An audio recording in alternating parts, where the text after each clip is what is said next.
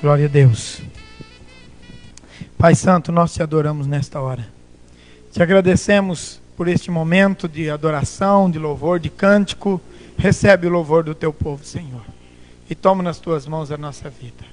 E dá-nos a tua bênção, a tua graça e a tua misericórdia, Pai. Nós te pedimos, Pai, porque cremos no teu poder.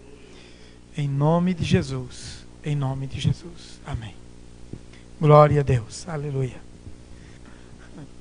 Amém. Apocalipse 7. Terminamos o 6 e entramos no 7. Irmãos, eu entendo que esse é o texto do arrebatamento. Nós não encontramos nenhum texto que fala do arrebatamento antes desse. Este é o primeiro texto do Apocalipse que mostra salvos na glória, que mostra a chegada de um povo. Há os autores que dizem que a igreja vai ser arrebatada antes do começo, antes do início da grande tribulação. São muitos que pensam assim. E eu tentei encontrar um texto da Bíblia, um texto, só um, que fala que a igreja vai ser arrebatada antes do começo. Eu não encontrei nenhum. Não achei nenhum texto na Bíblia que fala que a igreja não vai chegar, não vai ver o começo da grande tribulação. Mas eu encontro tantos textos que falam que a igreja vai experimentar o princípio da prova, né? E esse é um deles. Aí nós chegamos no capítulo 7, nós já vimos as dificuldades que começam no princípio da grande tribulação, e agora nós vamos ver a chegada do grupo de salvos na glória, que é esse texto que nós vamos ler agora. Depois disto, vi 4 anjos em pé, nos 4 cantos da terra, conservando seguro os 4 ventos da terra, para que nenhum vento soprasse sobre a terra, nem sobre o mar, nem sobre árvore alguma. Vi outro anjo que subia do nascente do sol, tendo o selo de Deus, do Deus vivo, e clamou em grande voz aos 4 anjos, aqueles aos quais fora dado fazer dano à terra e ao mar, dizendo: não danifiqueis nem a terra, nem o mar, nem as árvores, até selarmos em suas frontes os servos do nosso Deus. Amém. Vamos dar uma paradinha aí e vamos por parte hoje, porque hoje é o desfecho central do livro de Apocalipse. O desfecho central de Apocalipse está exatamente aí no capítulo 7 e no capítulo 8. Bom, nós vimos então, recordando o capítulo 4, a visão da glória de Deus, né? A visão da glória de Deus. O capítulo 4 e o capítulo 5. Aí no capítulo 6, nós vimos as 7 trombetas, né? 7 trombetas. É bom nós 7 selos, né? 7 selos. Agora 7 trombetas. E segue os 7 selos. Primeiro os 7 selos, depois as 7 trombetas. Nós vamos ver aqui a coisa funciona desta maneira. São 7 selos. E desses 7 selos, do meio do 6º selo, então sai 7 trombetas. Não é isso? Quando ele vai abrir o próximo selo, cadê o selo? Deixa eu ver onde é que está aqui. Versículo 12.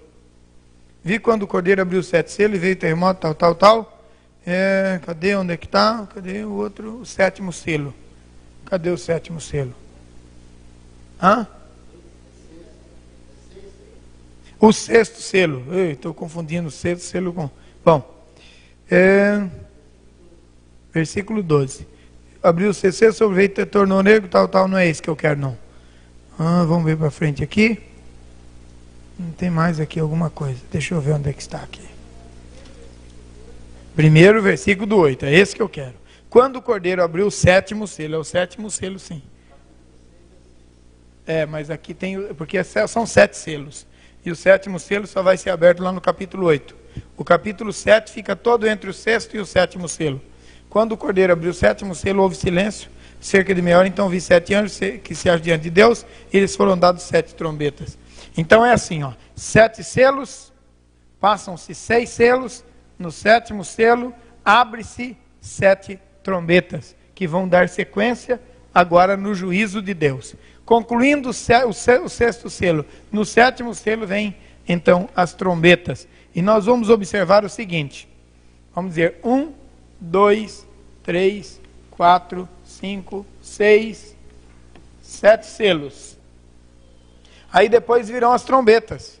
E as trombetas vão começar exatamente assim, ó. 1, 2, 3, 4. Elas entram para dentro do período dos selos. Vocês vão ver isso daqui a pouco. Exatamente na junção da 6ª e da 7ª trombeta, que abre-se um parêntese aqui. Como abriu-se um parêntese entre a 6ª e a 7ª semana de Daniel, lembra da 70ª semana de Daniel? Na 79ª semana, na 69ª semana e a 70ª semana, houve um espaço, que é o período que nós chamamos de período da graça. Também entre o 6º e o 7º selo, há aqui um parêntese, e esse parêntese entra o capítulo 7, que é exatamente o arrebatamento da igreja. Hoje nós vamos ver por que o arrebatamento da igreja está aí neste capítulo. Bom, então, no capítulo 7, então, dizendo, não danifiqueis a terra, nem o mar, nem as árvores, até que seja selado. Irmãos, presta bem atenção nisso aqui, porque isso aqui é muito importante para a gente entender. Ó, já passaram-se 6 selos. Agora vai chegar o 7º, tem um período. 7º selo. Nesse período está então o capítulo 7. Certo? Capítulo 7 está dentro de um parênteses, eu acabei de mostrar agora. E nesse capítulo 7, então serão selados. Quem vão ser selados aqui? Os servos de Deus. Selados os servos de Deus. Presta atenção nisso agora. Em todo o tempo, desde que o mundo existe, Deus tem na terra as suas testemunhas. Amém? Concordam comigo? Então presta atenção. Se a igreja foi arrebatada antes de começar o Apocalipse, então esse período ficou sem testemunha.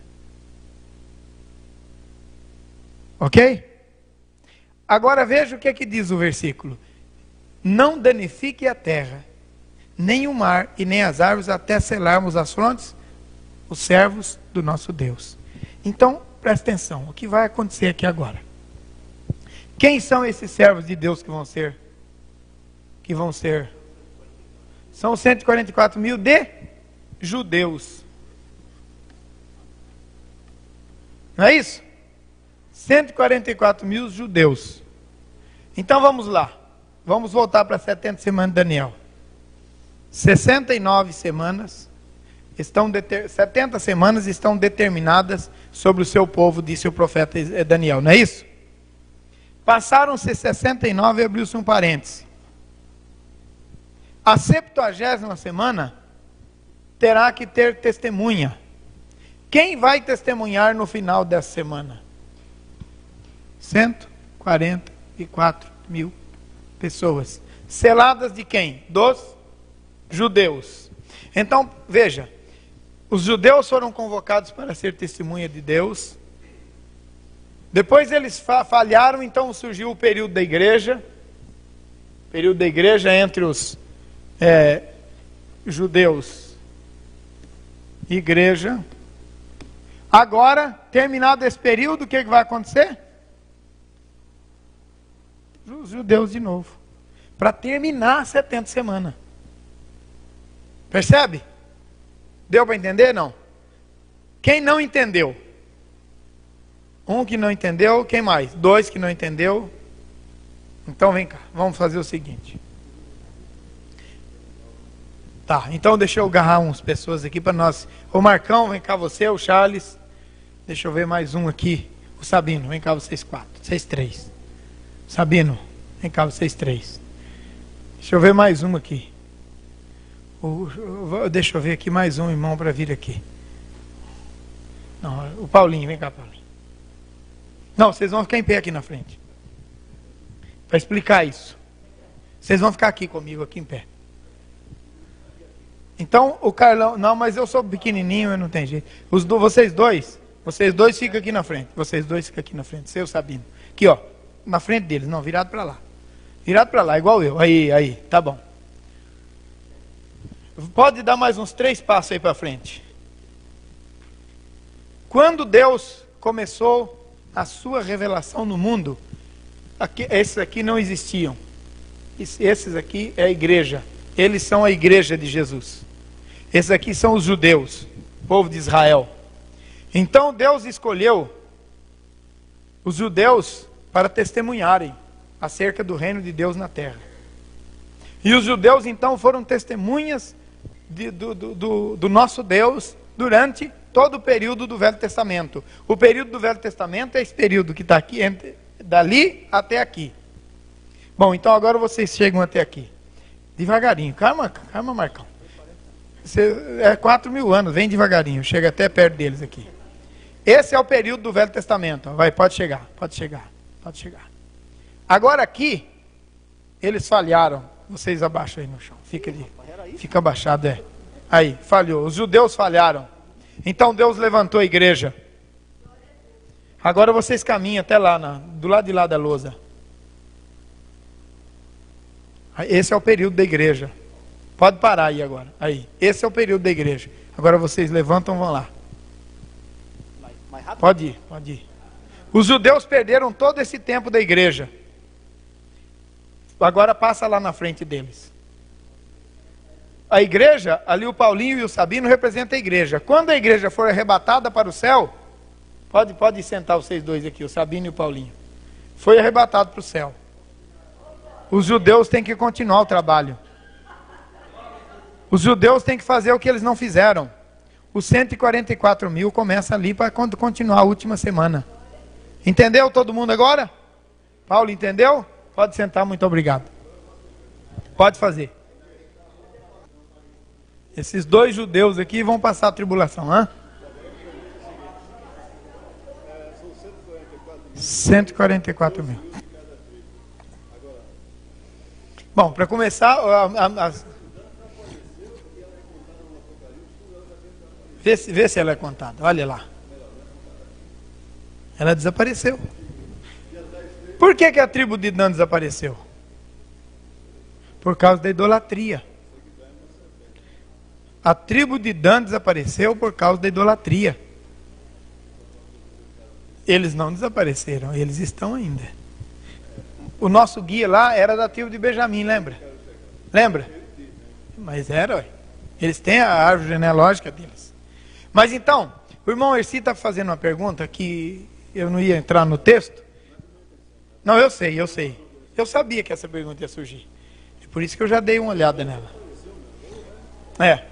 Irmãos, foram 12 tribos de Israel que saíram do Egito e entraram em Canaã. Dessas 12 tribos, uma desapareceu, que é a tribo de Dan. Por que a tribo de Dan desapareceu? Por causa da idolatria. Vocês se lembram que daquele levita que fez um éfode e tinha um ídolo na casa de Mica? Lembra de toda essa história? Quem lembra dessa história? Deixa eu ver. Tá. Lembra de todo esse acontecimento da tribo de Dan? Era muita idolatria naquela tribo. E eles viveram ali, apesar de que eles estavam lá nas montanhas de Efraim, eles viveram ali. E eles até, o território deles até desapareceu também. Eles migraram para o norte, foram para a terra da Síria. Dan foi uma tribo meio desnorteada e ela desapareceu. Por causa de idolatria, por causa de muita coisa. Então, no Apocalipse não aparece a tribo de Dan. E nem a tribo de Efraim. Só que no lugar da tribo de Efraim aparece José. Mas no lugar da tribo de Dan não aparece ninguém. Né? Por que na tribo de Efraim não aparece José? Porque a tribo de Efraim, dos filhos de José, não caíram todos não caíram todos na idolatria e nem na feitiçaria e tal. Lembra quando aquele homem matou a concubina e repartiu em vários pedaços? O mesmo homem? Os filhos de Efraim, que haviam feito aquele desatino, estupraram a mulher, fizeram um tanto de barbaridade. Os outros filhos de Israel vieram e quase acabaram com a tribo de Efraim, não foi? Então, mas não acabaram com a tribo de Efraim, os remanescentes ficaram. E eles estão incluídos nos filhos de José, aqui no Apocalipse, enquanto que a tribo de Dan realmente desapareceu. Né? Ok? Para quem já conhece os textos da Bíblia, já entendeu o assunto. Como não é muito relevante para o nosso propósito de hoje, eu me dou por satisfeito em dar essa explicação. Tá bom? Então tá. Então vamos para frente. Ok. Os irmãos entenderam esse negócio então aqui? Os filhos de Israel vieram até o Novo Testamento, falharam, e então em seguida eles se levantarão para viverem como testemunha no tempo do Apocalipse, e então eles darão testemunho do reino de Deus. Agora vamos dizer como é que vai ser a coisa, mais ou menos do jeito que nós entendemos, repetindo aquilo que nós já falamos algumas vezes aqui. Então vamos lá. Os judeus viveram no Velho Testamento. A igreja no Novo Testamento. Os judeus no Apocalipse. É isso que o Marcão, os meninos fizeram aqui com a gente agora, né? Ok? Muito bem. Mas como é que vai ser o governo nesse período então? Então o anticristo, irmãos, vai chegar aqui, ó. Vai chegar aqui. Nesse período. O anticristo vai... nesse período não. Aqui no período final da igreja. Vai chegar o anticristo. E vai fazer paz com Israel. Vai trazer a paz que eles tanto querem e não conseguem. Vive numa guerra lá entre árabes e judeus. E esse anticristo vai chegar e vai falar, não, isso é fácil de resolver. Vai trazer uma solução para o conflito árabe-israelense. E eles vão dizer, nosso Deus, chegou o nosso Messias.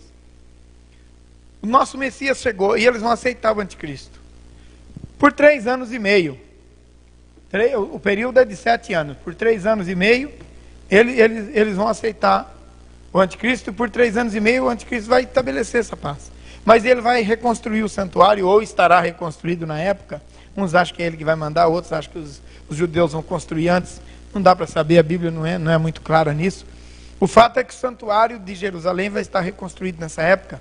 E esse anticristo vai sentar no santuário de Deus, dizendo que ele é Deus. E os judeus vão rejeitá-lo. Então, depois de 3 anos e meio de paz, os últimos 3 anos e meio será de guerra entre Israel e o anticristo. Oi? Anos de 365 dias e 6 horas. Né? Então, durante 3 anos e meio, aproximadamente, eles terão paz entre o anticristo e os judeus. Os judeus vão pensar que ele é o Messias. Jesus disse, eu vim em nome do meu Pai. Vocês não me receberam. Outros virão em seu próprio nome e vocês o receberão. Esses outros virão a besta e o falso profeta e o anticristo, que é a trindade satânica. Oi? Mas Jesus disse que nós devemos olhar o tempo e as estações. Não dá para saber exatamente. Quando floresce a videira é porque está chegando o verão. Quando essas coisas começarem a acontecer, está próximo o reino, está próximo às portas. Jesus deu a dica. Entende? Não, o que vai ficar encoberto é o momento. A hora que ele vai chegar, ninguém sabe. Pode ser de madrugada, noite, de manhã, na semana que vem, a semana anterior, daqui 6 meses, entendeu? Nesse período aqui, é que a igreja vai ser arrebatada. Nesse período. A igreja vai começar a desconfiar, né? Já vai estar. É um governo mundial. Essa globalização é o prenúncio.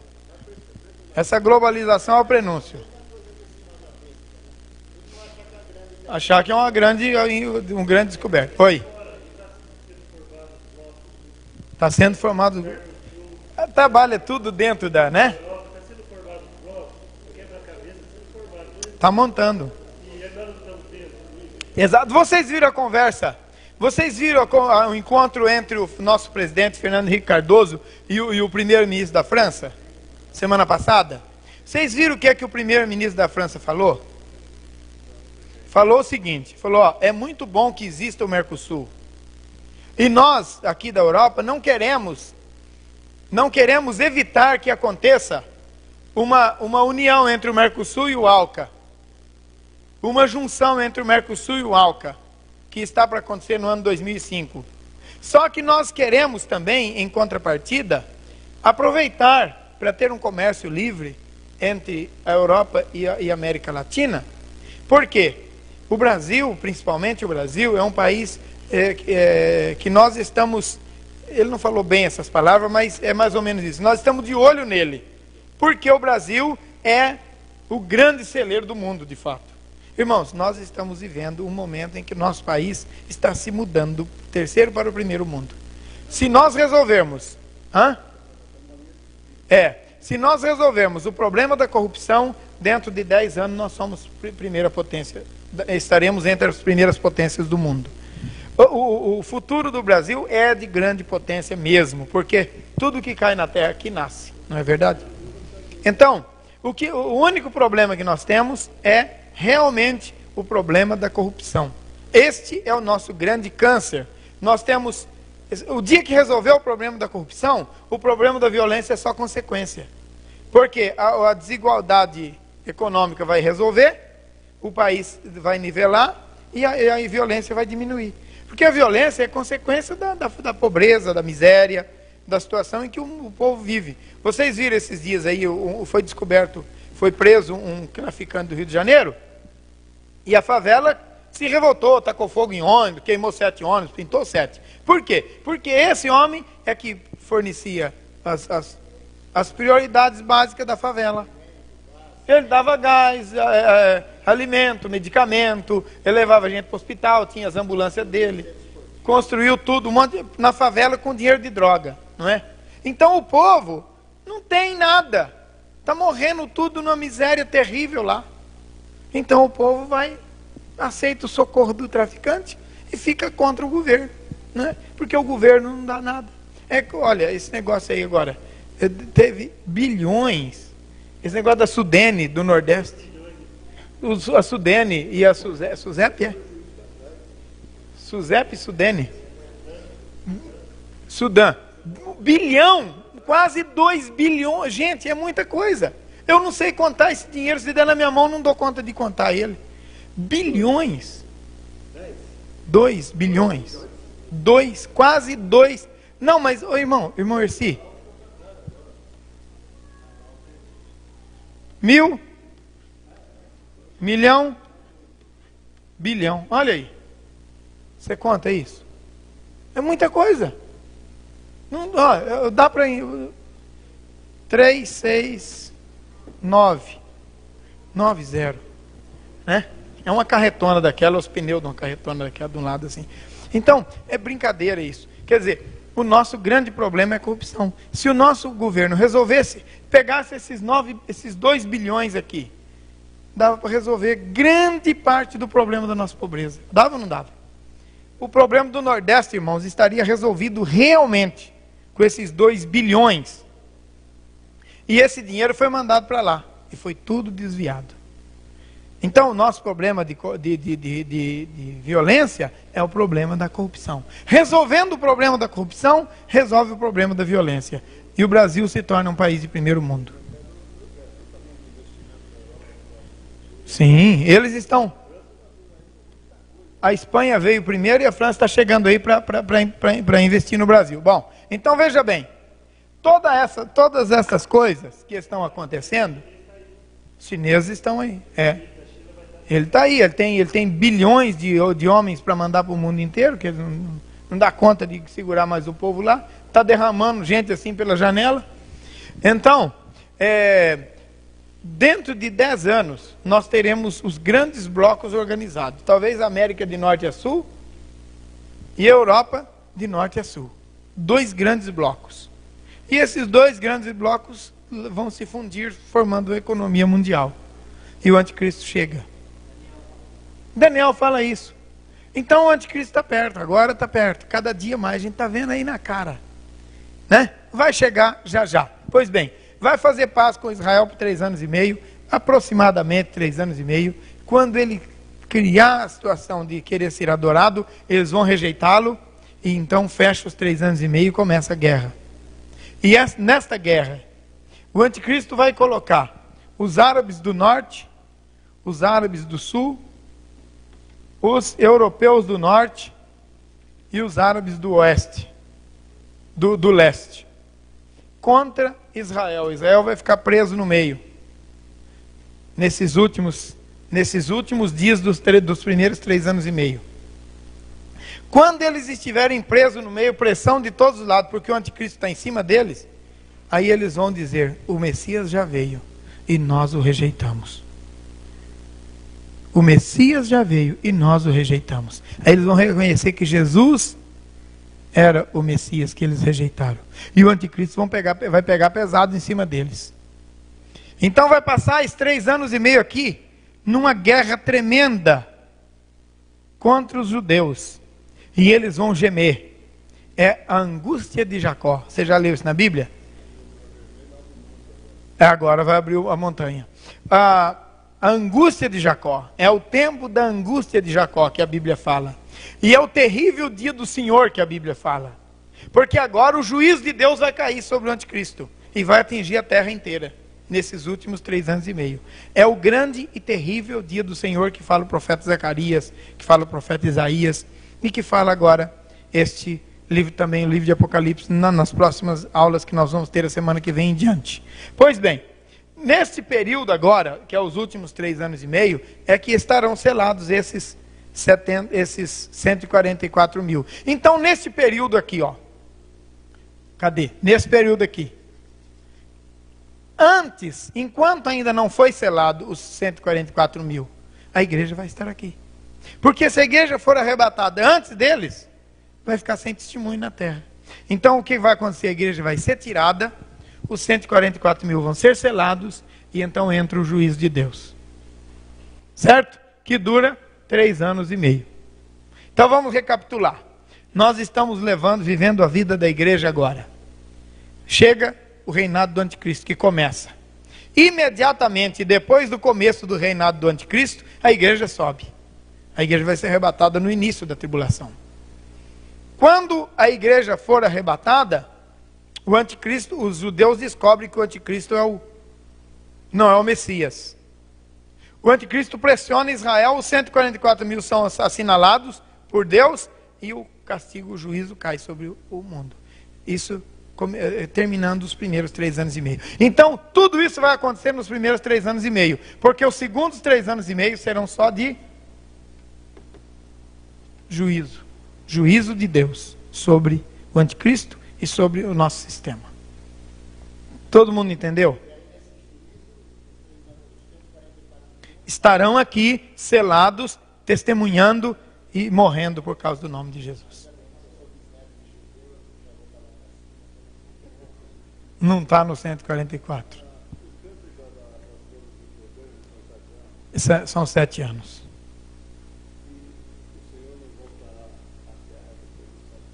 Quando é que termina as bodas? Então, as bodas terminam quando o casado estabelece a sua família, estabelece a sua casa. Então, veja bem, ó, Jesus, deixa eu apagar um bocado de coisa, senão vocês não vão entender.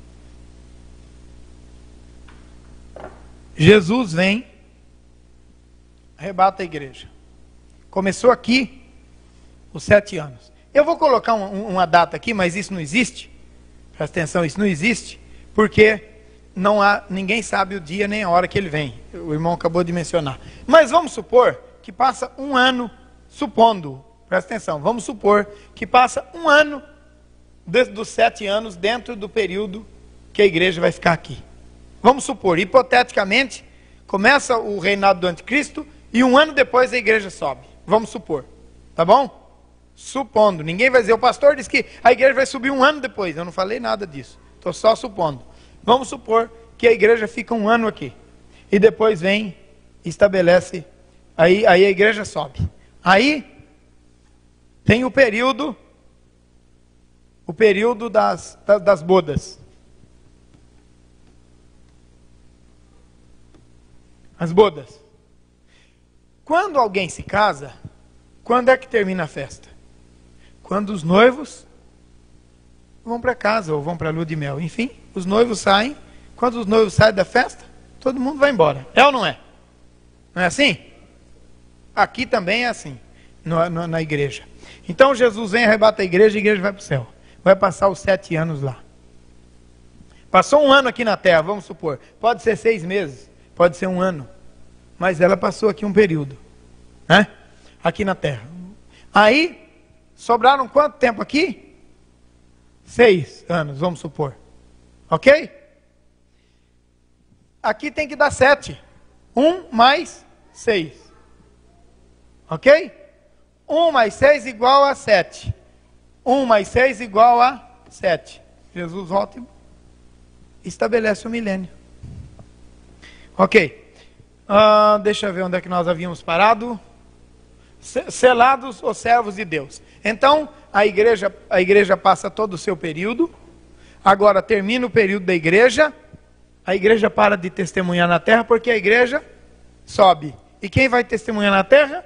Os 144 mil, que começa a partir daí. Ok? Amém? Tem dúvida? Não? Então vamos para frente. Vai. Não, eu estou devagarinho, porque eu sei que esse texto é complicado. Se entender isso aqui, vai entender o resto.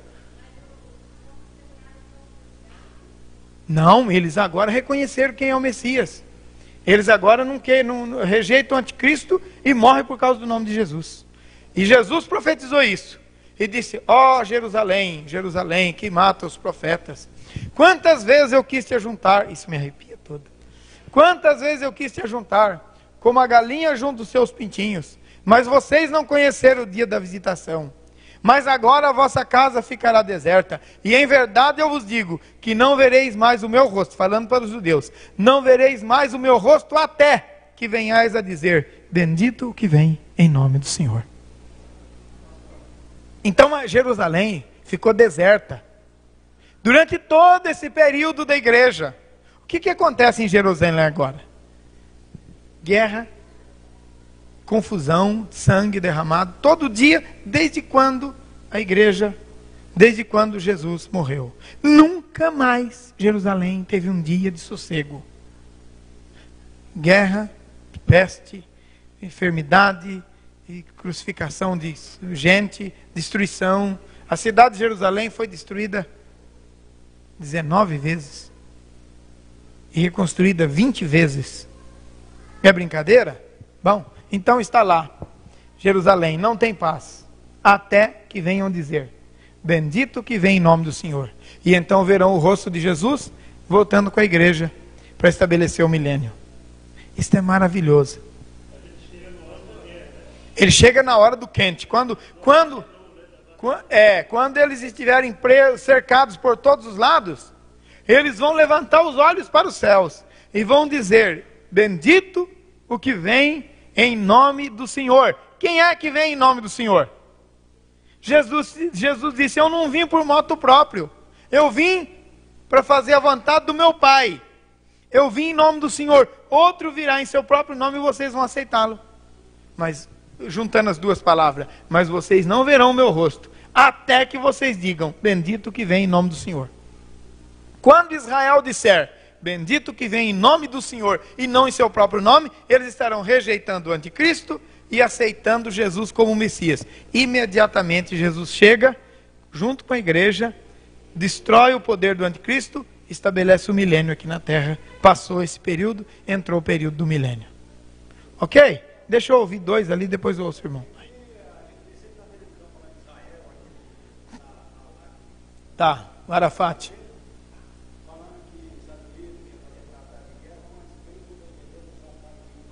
Não vai ter.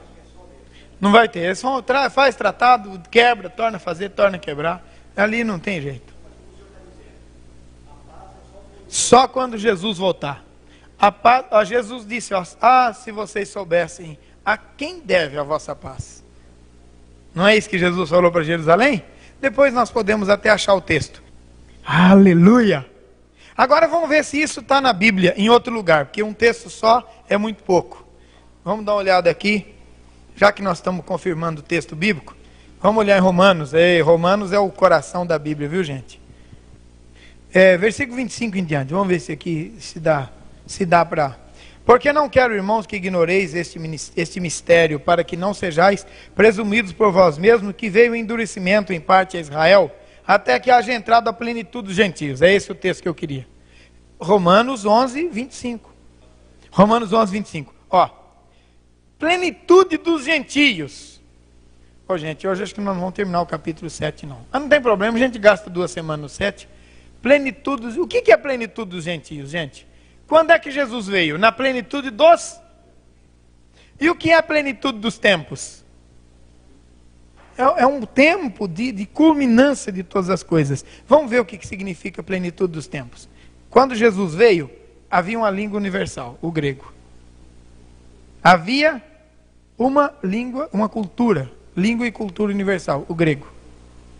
Então, a Grécia tinha estabelecido hegemonia no mundo todo. Ou quase o mundo todo. Né? Havia uma decepção geral com a filosofia clássica, a filosofia grega estava em descrédito quando Jesus chegou. O povo estava sem esperança, porque a filosofia grega não resolveu o problema do mundo. E o Velho Testamento estava pronto. O povo de Israel havia dado ao mundo o Velho Testamento. Como testemunha de Deus, o povo de Israel deu ao mundo o Velho Testamento. Então, estava agora passado um período, chegou a plenitude dos tempos. E a Bíblia diz, na plenitude dos tempos, Deus enviou o seu Filho, né? E tal, e tal. Agora tem o tempo da igreja. A igreja é gentílica ou judaica? Gentílica. Então vai chegar a plenitude dos gentios, o tempo em que gentios e não judeus são testemunha de Jesus, do Evangelho. O Senhor Jesus falou, para a gente lembrar, assim como foi no dia de Noé. Também será nos dias da... Quando Deus mandou o dilúvio, a plenitude do pecado naquela época... Também houve uma plenitude nos dias de Noé. Gentios, eu creio que a iniquidade vai se dar ao máximo. Não só isto, isso também. Plenitude dos gentios. Mas vamos ver, plenitude dos gentios é isto e mais. Ó, o irmão lembrou bem, até Noé foi um tempo, quando encheu a taça do pecado, de tudo, do juízo de Deus caiu e o dilúvio veio. Ok? Aí chegou a plenitude dos tempos, dos antediluvianos e dos pós-diluvianos. Quando Jesus chegou, o juízo foi sobre os dois, os antigos e os primeiros e os segundos, que é o pessoal todo do Velho Testamento, desde Adão até Cristo. Então, plenitude dos tempos, vem Jesus. Os judeus deixam de ser testemunha. E isso passa para a igreja que é gentílica. Agora vai chegar a plenitude dos gentios. Não só no sentido do pecado, como o irmão colocou aqui, mas também no sentido do testemunho da igreja gentílica para o mundo. Porque onde abundou o pecado, superabundou a graça. Entre os gentios está sendo abundante o pecado, mas a graça superabundante, porque Deus está salvando milhares e milhões de gentios durante esse período da igreja. Aonde abundou o pecado, superabundou a graça. Vai chegar a plenitude dos gentios, e então Israel vai retornar para continuar o seu ministério, e nós vamos ver isso agora aqui nesse texto. Porque não quero, irmãos, que ignoreis este mistério, para que não sejais presumidos em vós mesmos, que veio o endurecimento em parte a Israel, até que haja entrado a plenitude dos gentios. Atos, capítulo 15, versículo 14. Alguém lê para nós aí. Ok, então, ali começa o tempo dos gentios. Simão relatou como Deus começou a trabalhar entre os gentios para separar dentre os gentios um povo para o seu nome. Até que o número desses salvos seja completo dentre os gentios, ainda não concluiu o tempo dos gentios. Quando esses salvos forem completos da igreja, então nós temos a plenitude dos gentios. Ok? Aí nós começamos então o tempo de Israel no retorno, para que a volta de Jesus, para estabelecer o milênio, faça juízo sobre dois tempos, o tempo dos judeus e o tempo dos gentios. Como a chegada de Jesus salvou tanto os pré quanto os pós-diluvianos. Os dois entraram em julgamento na mesma época. E agora, os dois, judeus e gentios, entrarão de novo em julgamento. Ok, vamos então seguir a sequência aqui. E assim, versículo 26, e assim todo Israel será salvo. Todo Israel será salvo. Como? Olha lá, está lá o texto, né? E assim todo Israel será salvo. Como está escrito, virá de Sião o libertador, ele apartará de Jacó as impiedades. Esta é a minha aliança com eles, quando eu tirar os seus pecados. Quanto ao evangelho, são eles inimigos por vossa causa. Quanto, porém, a eles são amados por causa dos patriarcas, porque os dons e a vocação de Deus são irrevogáveis, assim, porque assim como vós também outrora foste desobedientes a Deus, mas agora alcançaste misericórdia à vista da desobediência deles, assim também estes agora foram desobedientes, para que igualmente eles alcancem misericórdia à vista da que vos foi concedida. Porque Deus a todos encerrou na desobediência, a fim de usar misericórdia para com todos. Está bem claro, ou não? Israel vem, e como vieram os irmãos aqui, falharam, a igreja vem, faz o seu trabalho, Israel volta para terminar o seu período. Remanescente de Israel será salvo. Quem é o remanescente de Israel? 144 mil. Ok? Pois não, minha irmã? Nós vamos ver agora mesmo. É a parte sequente agora. Mais alguém que pediu aí para... O irmão já falou o que queria falar. Tá bom. Então vamos lá. 12 mil de cada tribo. Isto. Das 12 tribos de Israel. Ok? Não, o testemunho de Jeová está por fora. Então vamos seguir aí? O testemunho de Jeová fala que eles são sempre com misericórdia, né? Acha o texto para mim. Acha o texto para mim. Eu acho que você está confundindo dois textos aí. Mas vamos... Eles. Mas vamos seguir aqui. Bom, esta é a minha aliança e tal que eu falei com eles, quando tirar o pecado e etc e tal do povo de Israel. Está falando isso aqui, quando eu reconhecer Jesus como Messias, automaticamente serão perdoados e etc e tal. Pode ler. Os anticristos. Não é o anticristo. Aí é no plural. São os de hoje. São os dentre nós que se rebelam e saem e depois fica criando casos. São os anticristos. Eles estão entre nós, mas não são. É aqueles, gente, que está na igreja para criar problema, para fazer confusão, para falar mal dos irmãos, para levantar calúnia. Entende? Se o irmão peca, ele sai falando aos quatro ventos da terra, escandalizando o evangelho. É esses. São os anticristos. Porque eles não contribuem, eles são um peso para a igreja. Eles, ao invés de ajudar a igreja, eles atrapalham. Eles são parasitas, são falsos profetas, estão entre nós, mas não são dos nossos, porque não nasceram de novo. Só vê defeito na igreja, não vê qualidade. Só vê problema. Cria situação, briga com todo mundo, traz confusão, não traz paz em lugar nenhum, só traz guerra. Esses são os anticristos, estão entre nós, mas não são dos nossos. Nem eles, os impelidos são uma benção. Eu tenho um punhado de impelidos aqui que estão sendo uma benção na igreja. O impelido não é anticristo. O impelido, ele não é anticristo. O impelido é aquela pessoa que está fazendo uma coisa que ele está fazendo, mas não é aquela vocação dele. A vocação dele é outra coisa. E esse aí não, esse aí, ele olha aqui para o irmão e ele já vê um defeito no irmão. E já sai falando. Você viu o Crucite? Tranqueira. Você viu o Erci? Porcaria. Você viu o Erci mais o Crucite? Não vale nada. Eu não sei, olha, eu acho que eu não vou conseguir ficar nessa igreja, porque ninguém presta aqui. Esses são os anticristos. Aí ele vai para outra igreja, chega lá, mas que beleza, essa igreja é de Deus, porque lá naquela igreja tem lá um Erci que é um demônio. Agora aqui é uma beleza, porque aqui tem o irmão Arlindo, irmão Arlindo, eu te amo. E aí leva o irmão Arlindo para comer na casa dele, e uma alegria, uma felicidade, daqui uns dias ele olha assim. Aí começa a falar, irmão Erci, Arlindo, irmã, o Erci, pronto. já não presta para ele também. São os anticristos. Não são os impelidos, são os anticristos. Será que você é um? Será que tem um aqui entre nós? Examine-se o homem o seu coração. Não é? Oh, Jesus, me livra desta maldição. Né? Pois bem, então vamos para frente aqui. Que mais?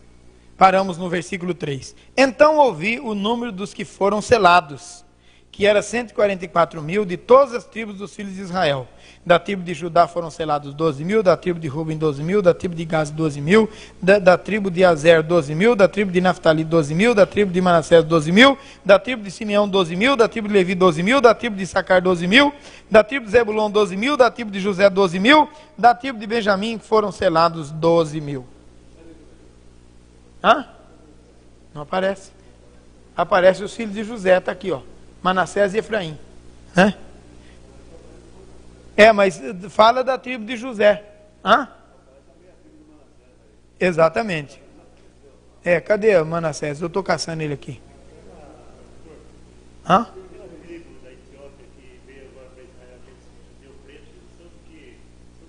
Eu ouvi dizer que são da tribo de Benjamim, mas não tenho certeza. Eu ouvi dizer. Viu? Bom, mas se eles são descendentes de Salomão, são da tribo de Judá. Porque dizem que são descendentes de Salomão com a rainha de Sabá. Se isso for verdade, são da tribo de Judá. Mas eu já ouvi falar que são de Benjamim. Oi.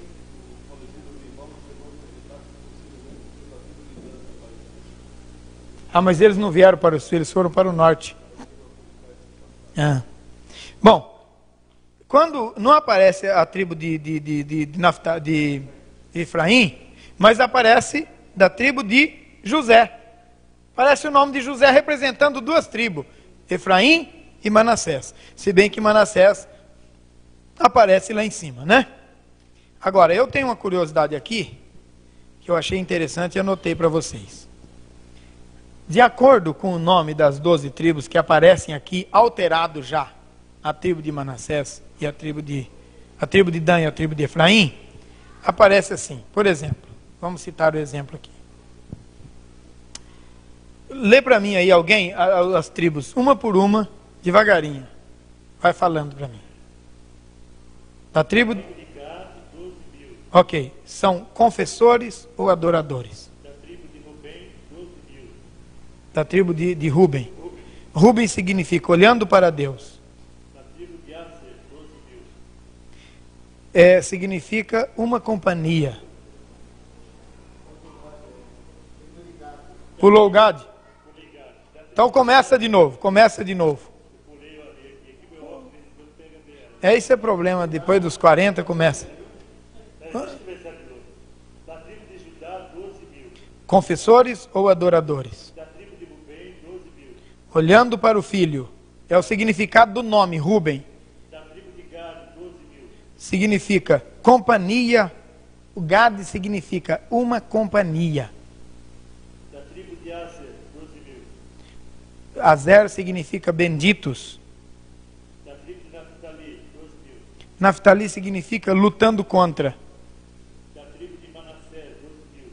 Significa esquecimento. Da tribo de Simeão, 12.000. Ouvindo e obedecendo, significa o nome dele. Da tribo de Levi, 12.000. Apegados à recompensa. Da tribo de Issacar, 12.000. Isso aí significa abrigo ou lar. Da tribo de Zebulon, 12.000. Filhos. Não, eu troquei aqui. Recompensa é o anterior. E esse último aí é abrigo ou lar. Da tribo de José, 12.000. Filhos da mão direita. Da tribo de Benjamim, 12.000. Gerado no fim dos dias. É o sentido do nome Benjamim. Agora veja como é que ficou a frase completa, com todos os nomes dessas 12 tribos que estão aí. Confessores ou adoradores de Deus, olhando para o Filho, uma companhia de benditos, lutando contra o esquecimento, ouvindo e obedecendo a palavra, apegados à recompensa do céu, abrigo ou lar. E por fim, filhos da mão direita, gerado para o fim dos dias. O sentido do nome das 12 tribos, de acordo com a ordem de Apocalipse, está falando sobre quem são esses 144 mil. Qual é o sentido dos 144 mil de acordo com o nome desses 12? Posso passar?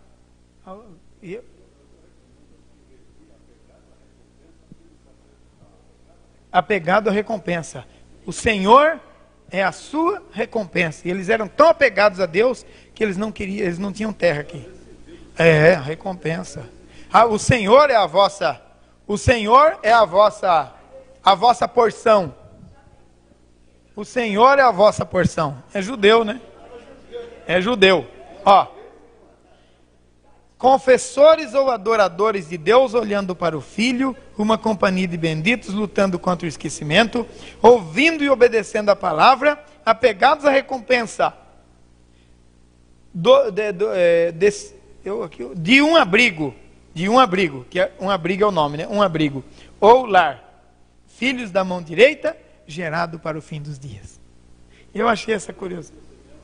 Agora tem que achar na ordem, porque eu não anotei aqui, eu só anotei a frase.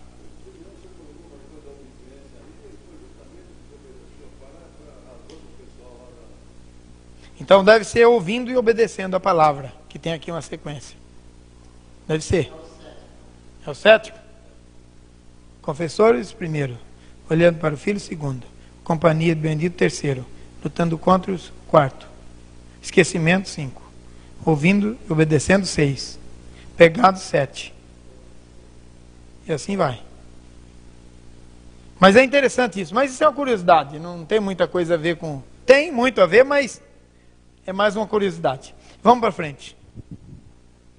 Deixa eu ver onde é que eu estou aqui. Oh, maravilha. Isso é bom demais. Isso é bom demais. Então vocês entenderam os 144 mil? Amém? Glória a Deus. Vamos para frente. O selo, irmã, é o seguinte, ó.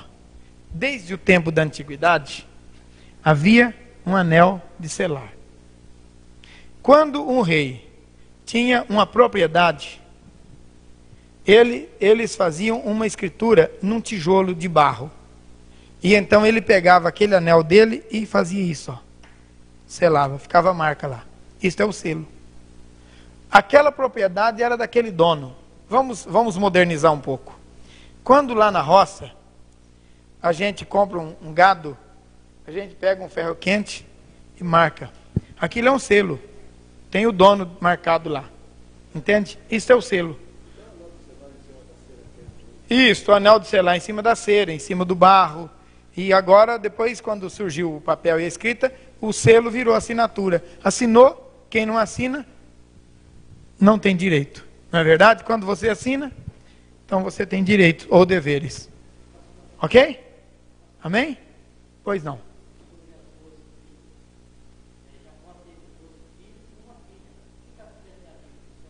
Absolutamente nada. As mulheres são contadas pelo nome do marido.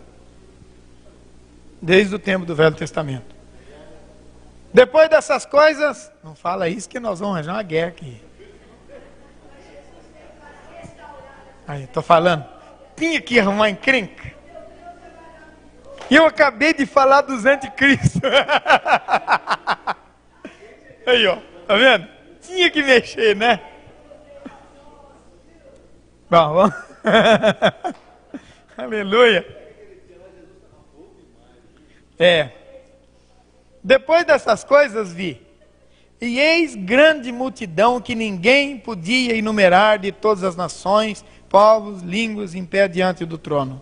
Todas as nações, povos e línguas, diante do trono do Cordeiro, vestido de vestiduras brancas, com palma nas mãos. E clamavam em grande voz, dizendo: ao nosso Deus, que se assenta no trono, ao Cordeiro pertence a salvação. Todos os anjos estavam em pé rodeando o trono. Os anciãos e os 4 seres viventes, e ante o trono se prostraram sobre os seus rostos, e adoraram a Deus, dizendo: amém.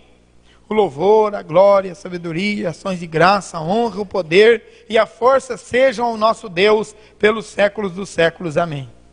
Um dos anciãos tomou a palavra dizendo: estes que se vestem de vestiduras brancas, quem são e de onde vieram? Respondi-lhe: meu senhor, tu sabes. E ele então me disse: são estes os que vêm da grande tribulação. Lavaram as suas vestiduras e alvejaram no sangue do Cordeiro, razão porque se acham diante do trono de Deus e o servem de dia e de noite no seu santuário. E aquele que se assenta no trono estenderá sobre eles o seu tabernáculo. Jamais terão fome, nunca mais terão sede. Não cairá sobre eles o sol, e nem ardor algum, pois o Cordeiro que se encontra no meio do trono os apacentará e os guiará para as fontes das águas da água da vida, e Deus lhe enxugará dos olhos toda lágrima. São estes de branco vestido. Vieram. Eles que vieram da grande tribulação. Então, Tendo sido lavados no sangue do lavado no sangue do Cordeiro. foram ou são da grande tribulação? São. Não, eles são da grande tribulação e são lavados no sangue do Cordeiro, sim, porque é o seguinte, de novo eu passo a mostrar. São 7 anos. Vem a igreja, ó, a igreja vem. Aqui a igreja arrebatada. Ela veio de onde? Da grande tribulação. Agora, quem não crê que a igreja vai ver o começo, então fica em dificuldade aí nesse texto. E tentam achar um arrebatamento.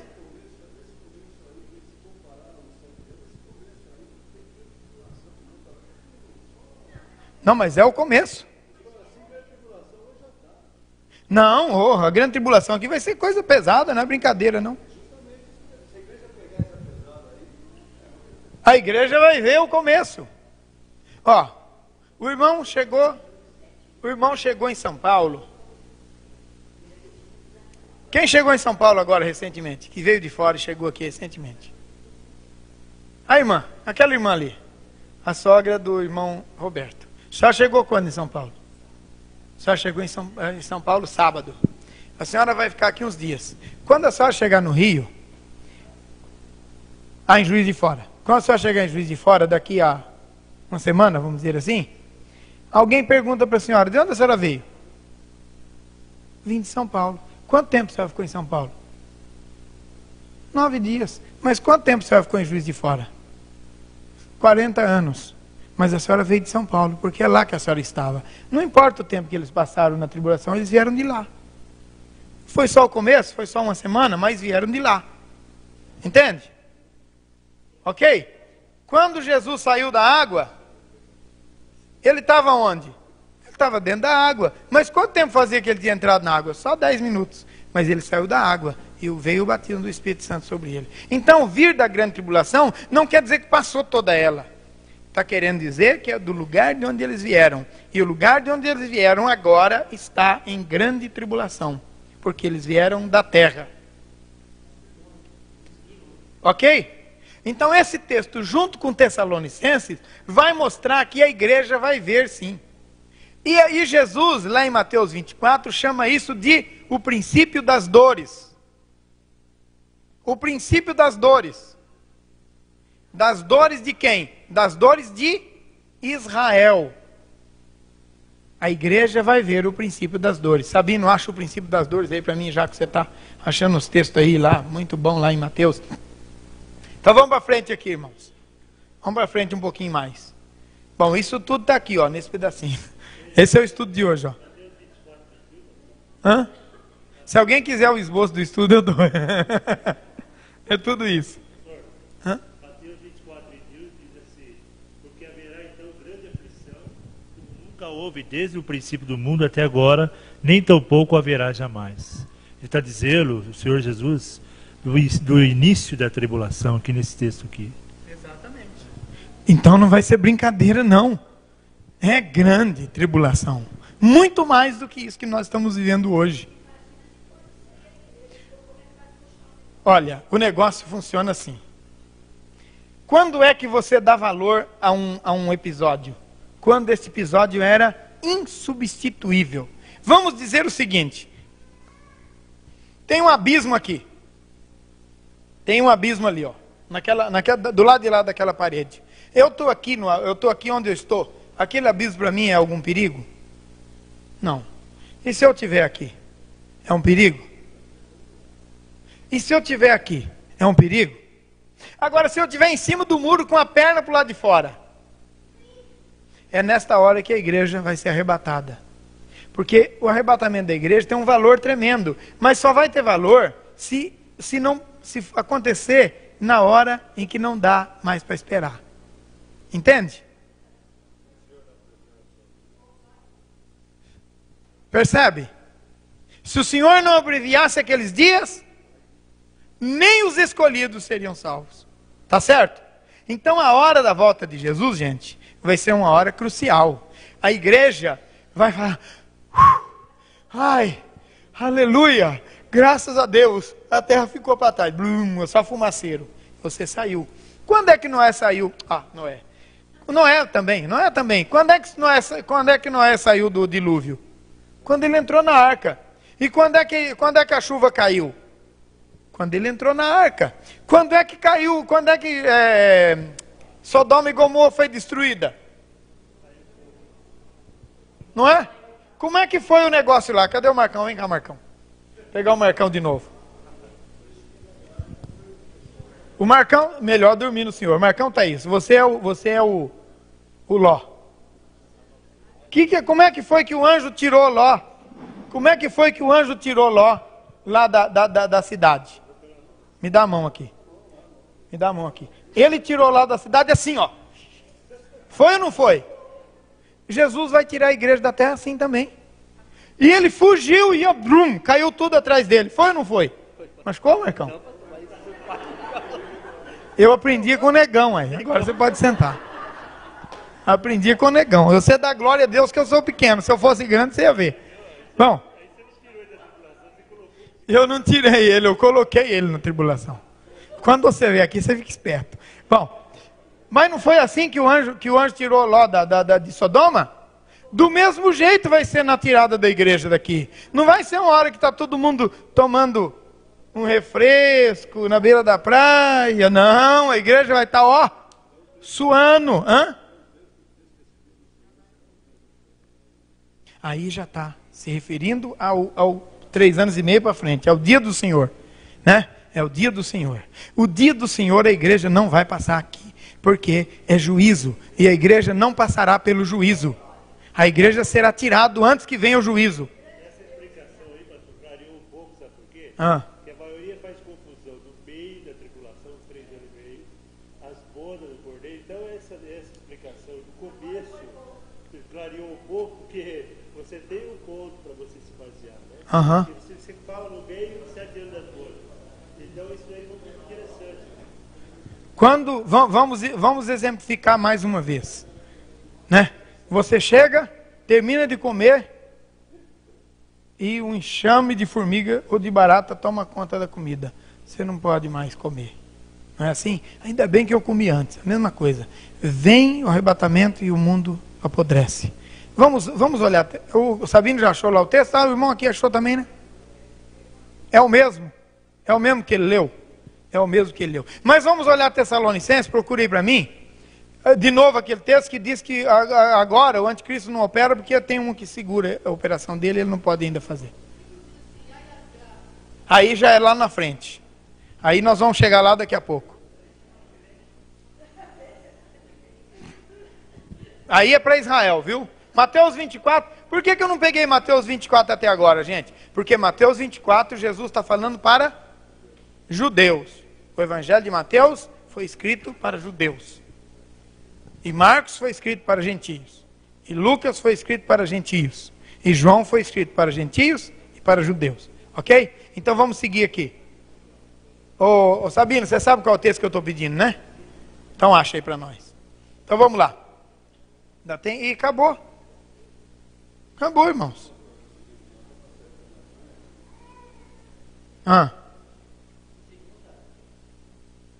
Pode falar.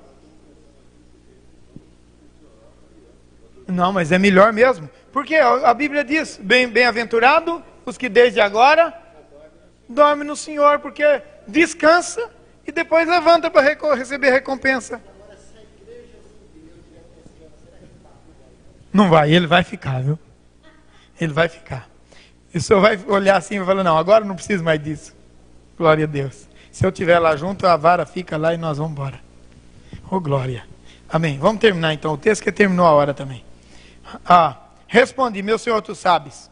E ele então me disse, são estes os que vêm da grande tribulação, lavar as suas vestiduras e alvejar no sangue do Cordeiro. Razão porque se acha diante do trono de Deus, serve de dia e de noite no seu santuário. Olha, presta atenção.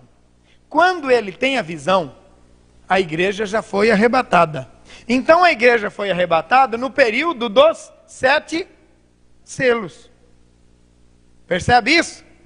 No capítulo 7, ele está vendo a igreja no céu já. Ela já foi arrebatada. Ela foi arrebatada quando? No período dos 7 selos. Ok?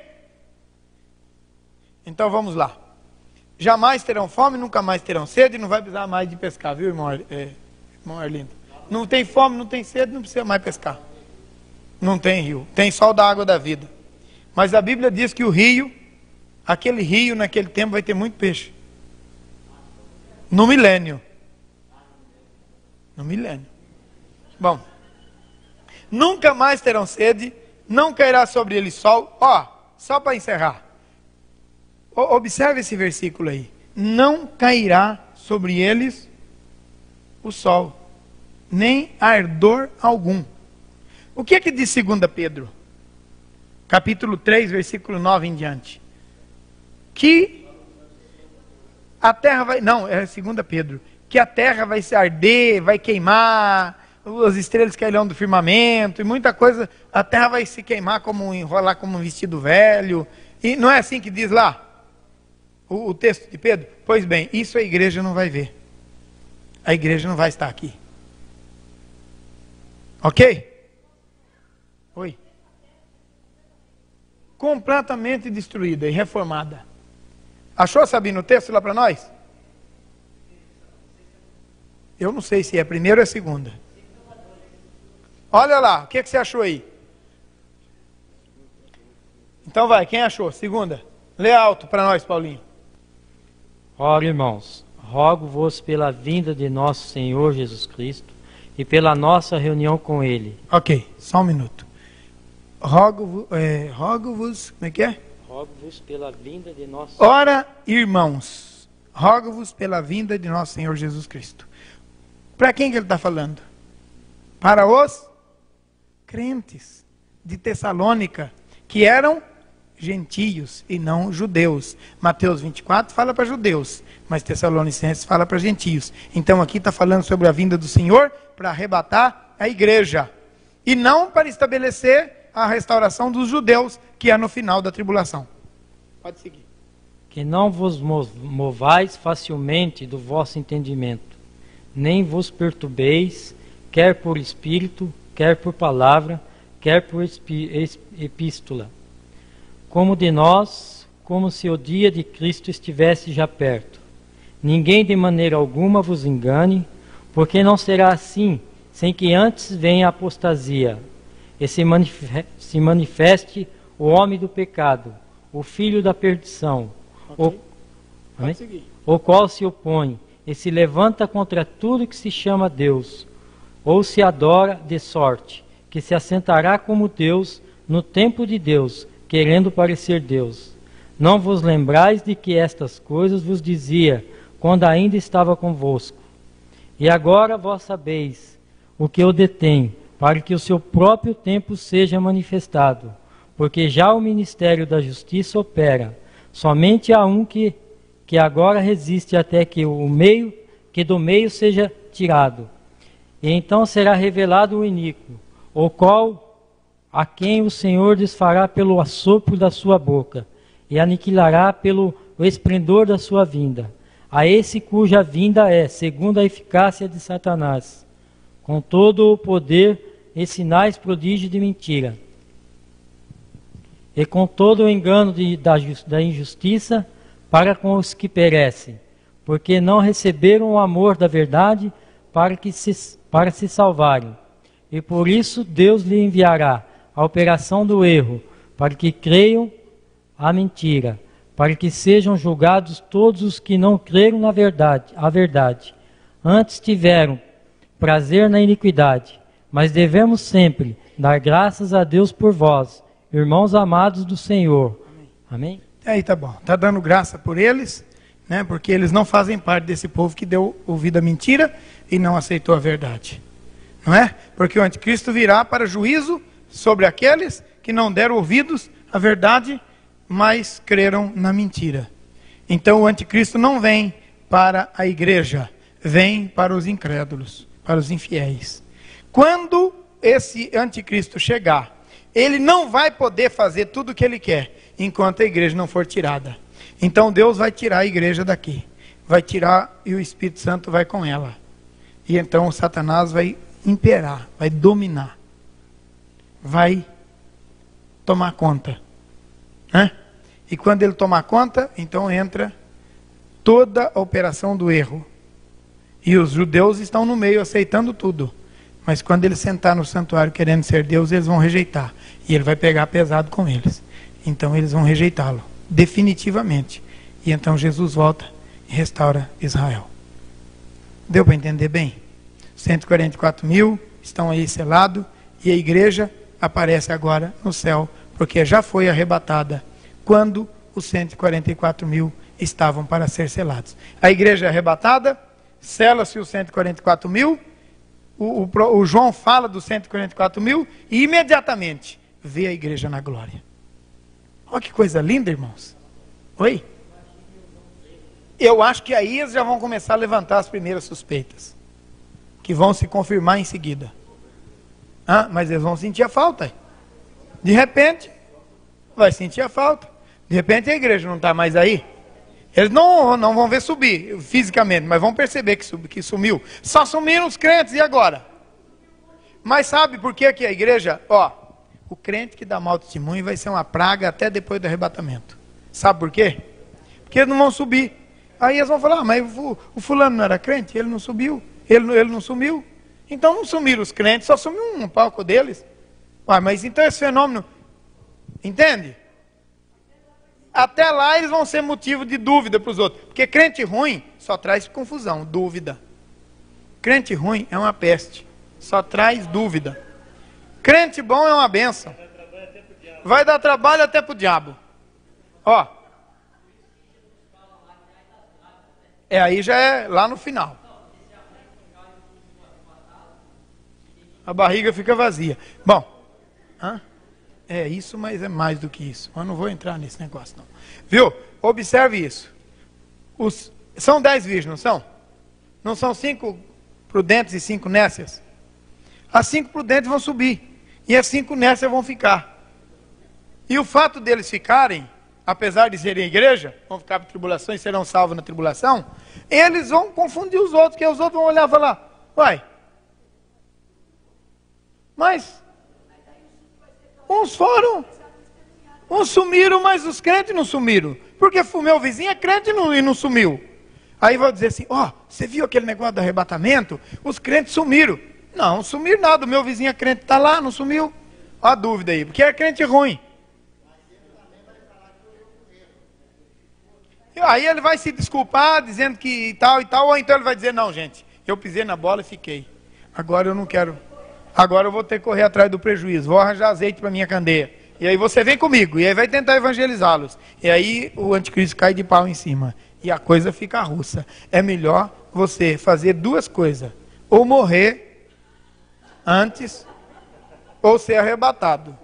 Porque se você ficar aqui, a cobra vai fumar. É por isso que eu vou continuar pregando, que você tem que cobrir a sua nudez, que você tem que andar em santidade, que crente safado não sobe, que crente pelado vai ficar aqui, e tem um monte aí. Gente, é muito fácil eu juntar uma multidão de 1.000 pessoas, de 2.000 pessoas aqui. É só falar, você não precisa fazer nada. Jesus te aceita do jeito que você é, você não precisa tomar atitude nenhuma. Hoje mesmo, uma pessoa veio aqui no meu escritório e disse, eu não venho para essa igreja porque eu não quero deixar de usar as roupas que eu uso, e eu sei que essa igreja exige. Eu falei, mas a igreja não exige nada. Quem exige é a palavra de Deus. Agora, se você quiser vir aqui e continuar pelado, pode vir. Você continua pelado, ninguém vai brigar com você. Só que a hora que Jesus voltar, você fica. Irmãos, nós não precisamos brigar. Não precisamos criar caso. Não precisamos bater nas pessoas. E nem expulsar da igreja. Deixa eles aqui. Não tem problema. Quando Jesus voltar, eles vão ficar. E se eles consertarem, eles não vão ficar. Então nós o amamos e por isso vamos deixar eles aqui. Deixa eles aí, eles continuam aí, né? Continua aqui. Fica por conta da igreja. A igreja pode ficar para eles quando Jesus voltar. Irmãos, presta atenção nisso. Nós vamos ter gente na igreja de todo tipo e de todo jeito. E nós não vamos jogar eles na rua. Porque a gente jogar eles na rua, eles não têm esperança. Então é melhor ter um crente ruim aqui do que um bom desviado. Deixa ele aqui. Quem sabe uma hora ele ouve a palavra e Jesus faz uma obra na vida dele e ele conserta. E ele sobe no arrebatamento. Então nós não podemos ser legalistas. Se nós formos legalistas, nós vamos falar, não, você não está exatamente do jeito que eu acho que você deve estar, então vou excluir você da igreja. Aí ao invés de a gente ganhar para Deus, a gente joga para o diabo. Então não vamos fazer isso.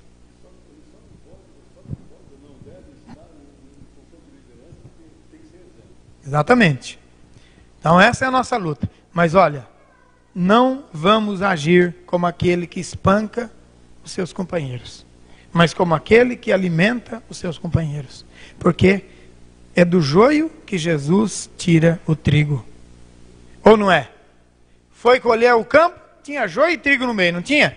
Separou o joio do trigo. É do meio do joio que Jesus tira o trigo. Recolhe no celeiro e o joio vai ser queimado com a palha. O que sobrar dos crentes vai queimar junto com os crentes ruins aqui, vai ficar aqui. Vale mais do que o mundo inteiro. Então, olha, não briga com ninguém, não espanca ninguém, não escandaliza com ninguém, não fala mal de ninguém. Está na igreja, está dando mau testemunho, você não briga com ele. Se você tiver a oportunidade de orar por ele, ora. Mas não briga com ele, porque se ele for para o mundo, ele não tem chance. E na igreja, ele tem chance. Mas você anda em santidade, senão não sobe no arrebatamento. Cobre a tua nudez. Larga o pecado, a sensualidade, a mentira, o engano, a vaidade, o orgulho, o espírito de grandeza, achando que você é melhor do que o outro. Larga tudo. Fica firme com Jesus. Porque o dia do Senhor virá. Bendito aquele que faz parte da primeira ressurreição. Amém? Aleluia. Irmãos, na semana que vem a gente continua. Olha lá, 9:50, vamos orar. Oh, aleluia. Glória a Jesus. Glória a Jesus. Bendito é o nome do Senhor. Aleluia.